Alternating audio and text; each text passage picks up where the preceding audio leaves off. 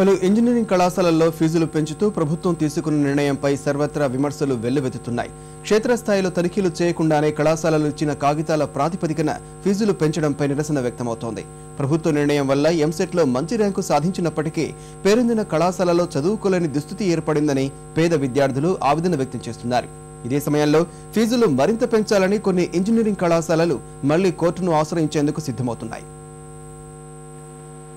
Supreme court ఆదేశాల ప్రకారం కళాశాలల యాజమాన్యాల నుంచి రుసుములు ప్రవేశాల నియంత్రణ కమిటీ ఏఎఫ్ఆర్సీ ప్రమాణ పత్రాన్ని స్వీకరించింది. అర్హులైన బోధకులు, బోధనేతర సిబ్బందికి సవరించిన వేతనాల్ని చెల్లిస్తామని ఈ పత్రాల్లో యాజమాన్యాలు హామీ ఇచ్చాయి. వీటి ఆధారంగా 67 ఇంజనీరింగ్ కళాశాలల్లో ఫీజులు భారీగా పెంచారు. క్షేత్రస్థాయి పరిశీలన లేకుండానే కళాశాలలు ఇచ్చిన ప్రమాణ పత్రాల ఆధారంగా ప్రభుత్వం ఫీజులు పెంచడంపై అన్ని వర్గాల నుంచి తీవ్ర అభ్యంతరం వ్యక్తమవుతోంది. ప్రస్తుతం రాష్ట్రంలో అర్హులైన అధ్యాపకుల కొరత ఎక్కువగా ఉంది. ఫలితంగా మెజారిటీ కళాశాలల్లో అర్హులైన బోధకులు లేరు. బోధనేతర సిబ్బంది నియామకాలు కూడా కళాశాలల స్వతంత్ర నిర్ణయాలతో జరుగుతున్నాయి. ఈ పరిస్థితుల్లో కళాశాలల్లో అర్హులైన బోధకులు పనిచేస్తున్నారా లేదా అన్నది సందేహంగా ఉంది. అక్కడి సిబ్బంది అర్హతలపై అనుమానాలు వ్యక్తమవుతున్నాయి.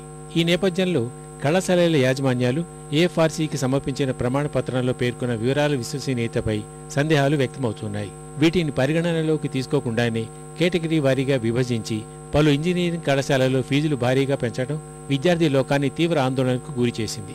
ఈ నిర్ణయంపై విద్యార్థుల తల్లిదండ్రులు మండిపడుతున్నారు. అటు కొన్ని కళాశాలల యాజమాన్యాలు ఫీజులను మరింత పెంచాలని ఒత్తిడి తెస్తున్నాయి.